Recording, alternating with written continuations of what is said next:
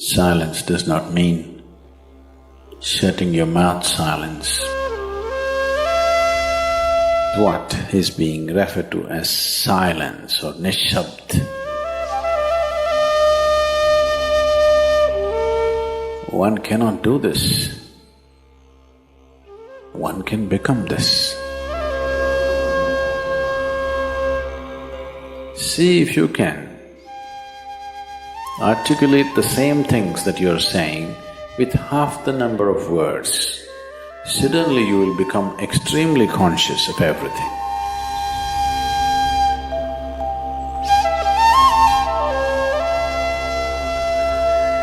The wind makes its own sound, so does the water.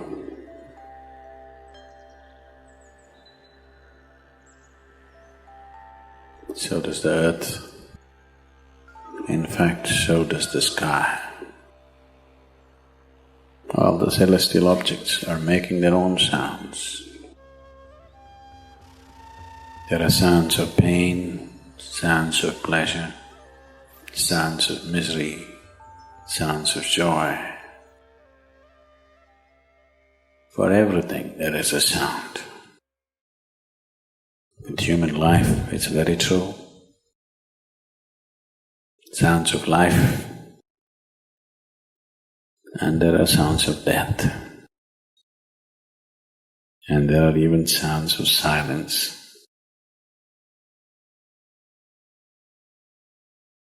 So this complex amalgamation of sounds, different kinds of sounds, creates different intent, different levels of compulsiveness, different levels of bondage, and different possibilities of entanglement.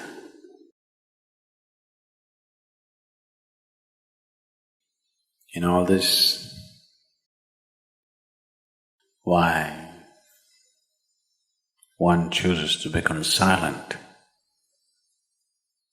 Silence is not a way of denying yourself life.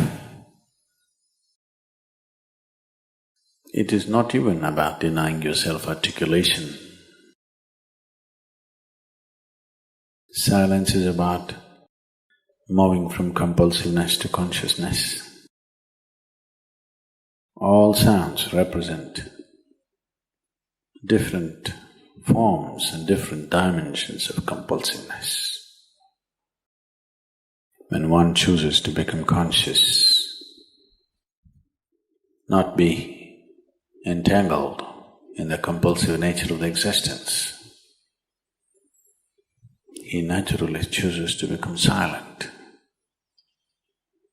Silence does not mean shutting your mouth silence, plugging your ears silence. You can sing in silence, you can dance in silence, you can even speak in silence, you can even scream in silence. You don't try.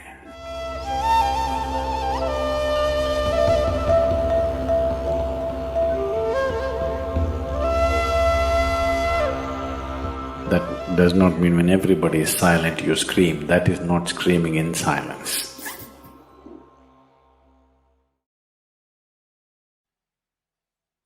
Because sound is of the surface, silence is of the core.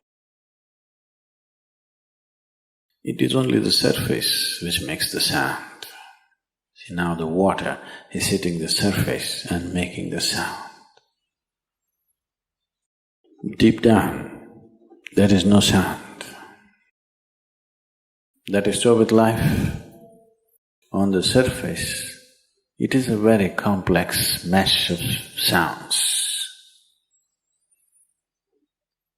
a maze of sounds happening. But at the core, there is no sound. There is no word for no sound in English language. We call it nishabd. That means absence of sound, a total absence of sound. Absence of sound means absence of reverberation. Absence of reverberation means absence of life. Absence of life means absence of creation. Absence of creation means absence of the Creator too. So a space which is beyond creation and Creator, a dimension which is beyond life and death, that is what is being referred to as silence or nishabd.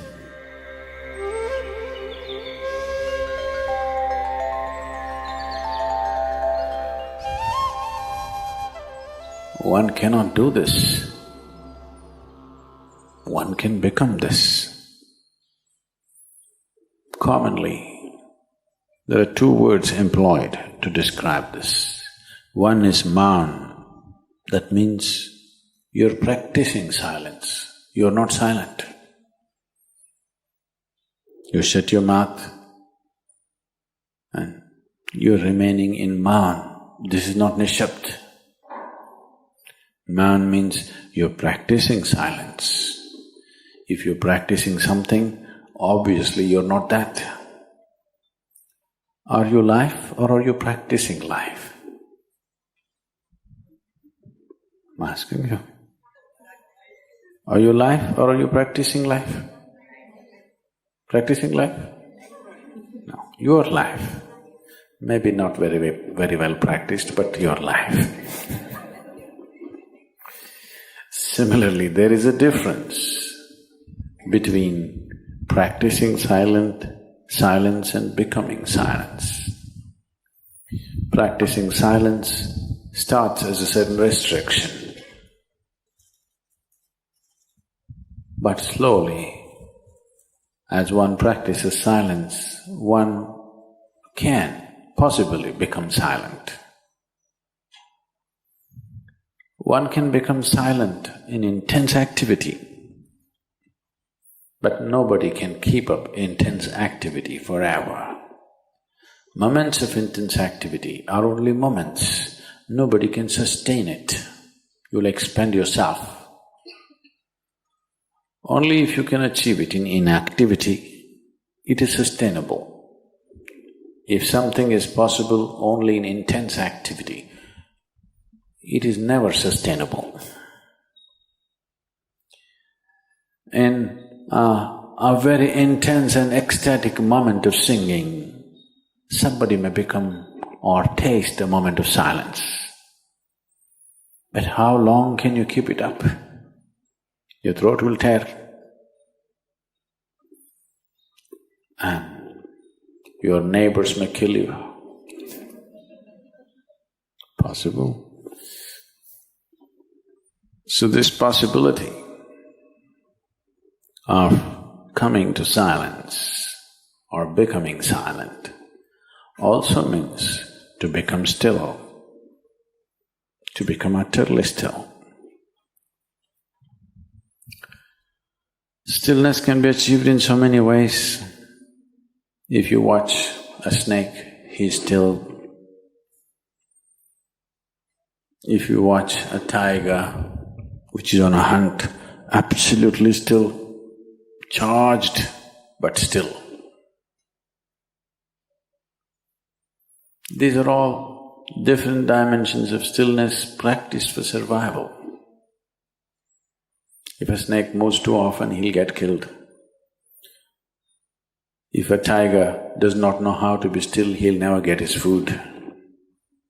These are all acts of survival.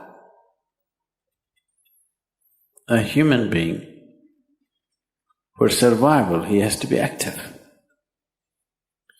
Only when his vision falls upon something which is beyond survival, then he will think of stillness.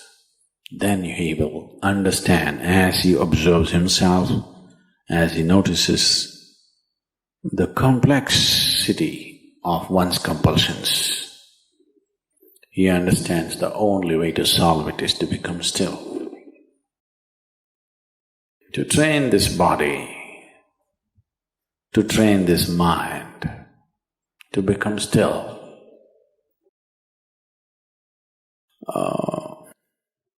Takes some effort. If one is simply blissed out, he will become still. But otherwise one has to work bit by bit, one has to work to bring this body to absolute stillness. Most people cannot hold their body in one place for any length of time. They're all the time in moment.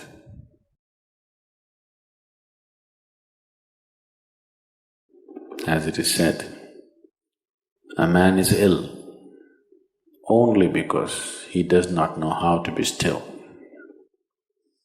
Because in stillness, you're in touch with a dimension way beyond creation. Once one is in touch with that, there is no such thing as illness. If I sit here and the body rots and falls down, still there is no illness, it's just there. Because in fact, when one becomes utterly still, he may not be able to hold on to the body unless he learns the tricks, the mechanism of the body. So why should I become still? Will I lose my body? Anyway, you will lose your body. When the time to lose your body comes, if you want to lose it gracefully, then you must know at least a little bit of stillness. If you want to put your body down like you can put this piece of cloth down, with the same ease, with the same gracefulness, then you need to have some stillness in you. Otherwise, you and your body, you have to be torn apart, which is an ugly thing to do.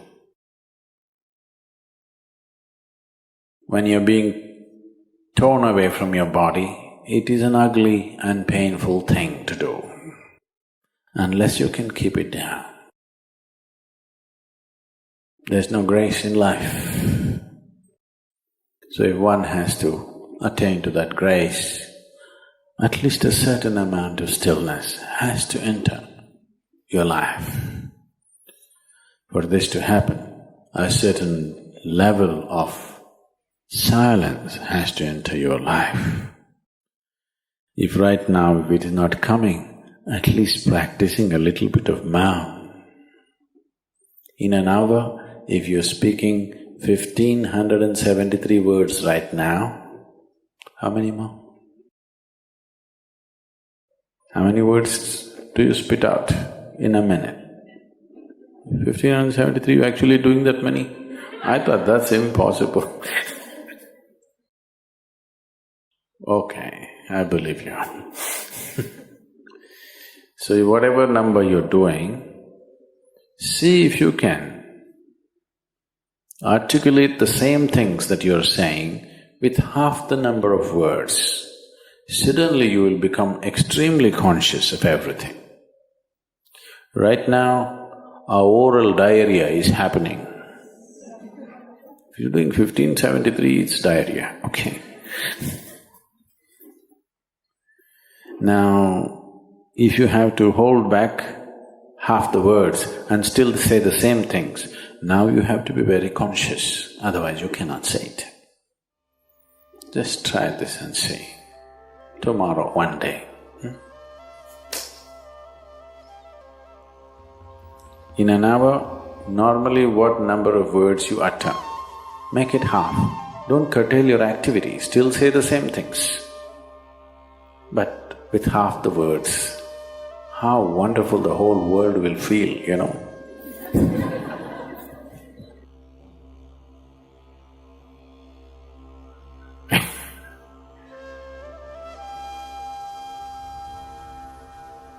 World will be a wonderful place, I'm telling you, tomorrow, if everybody does this.